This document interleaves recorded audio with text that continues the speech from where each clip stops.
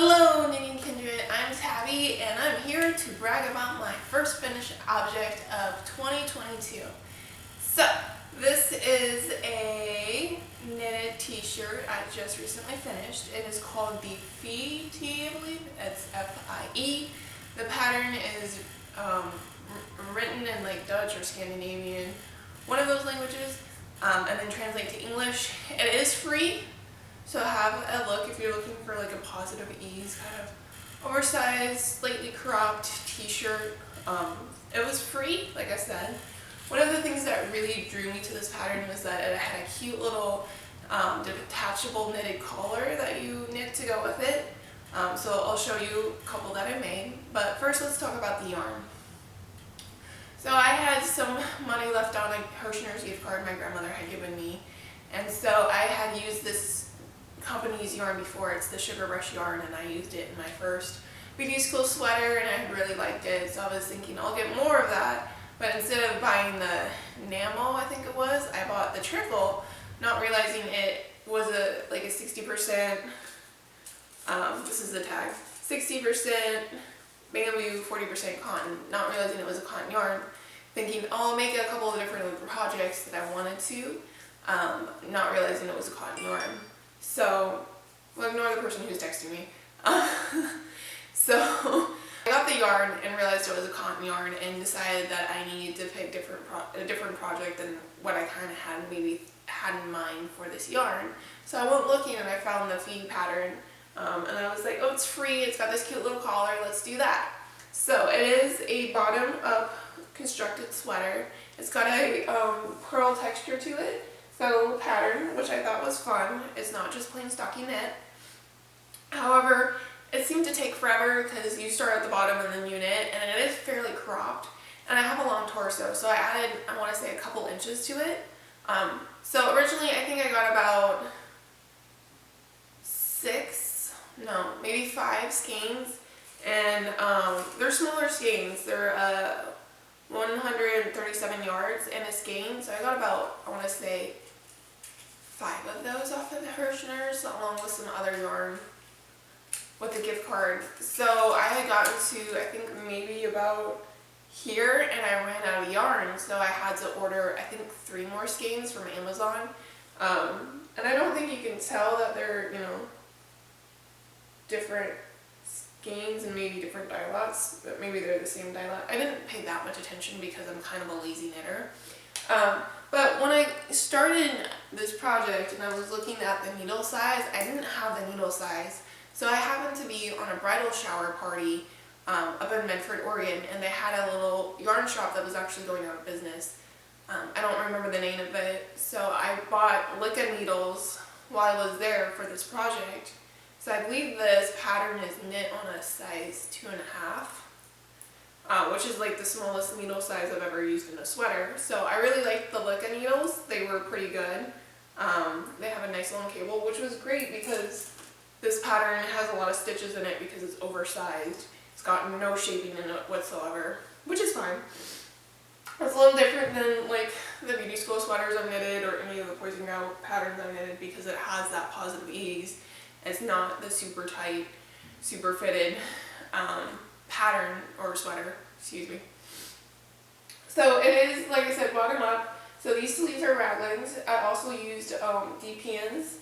I think just a plain 2 because I couldn't find a 2.5, which are not my favorite. But this sweater has a really interesting construction because you knit up, you knit your sleeves and then you add them in, but you don't, like you stop at a certain point and you just bind off.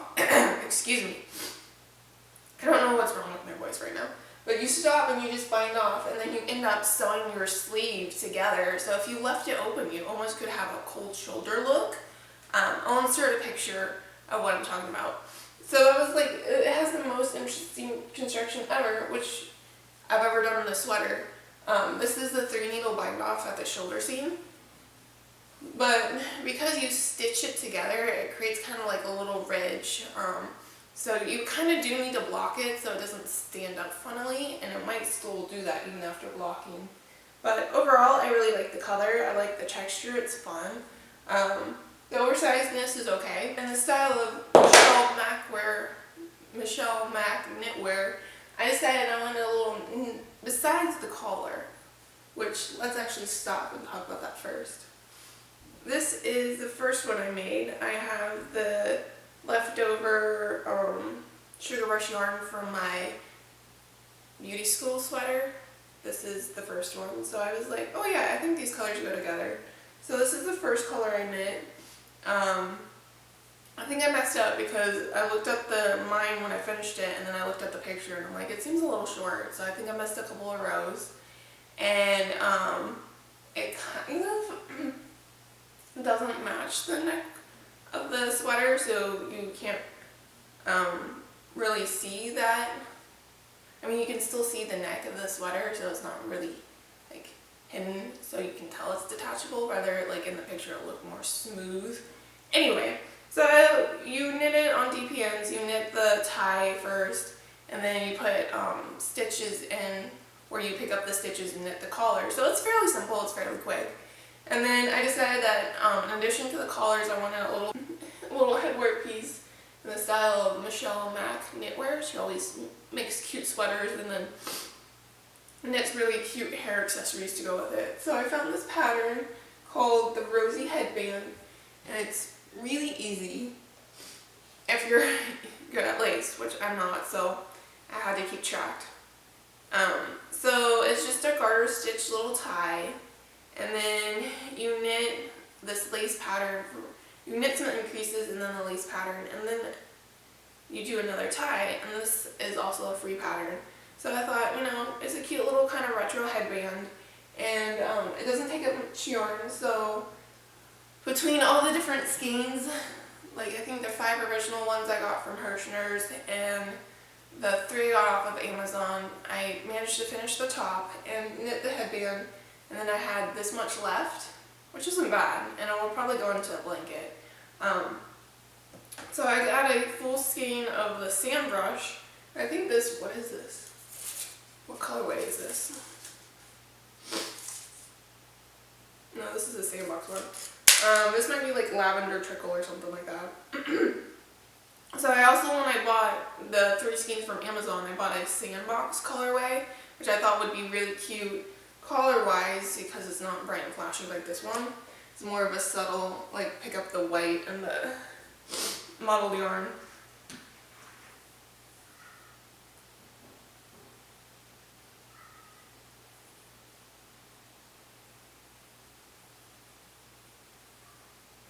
So I knit the collar, which I think this one turned out better because it's fuller and it looks more like the picture.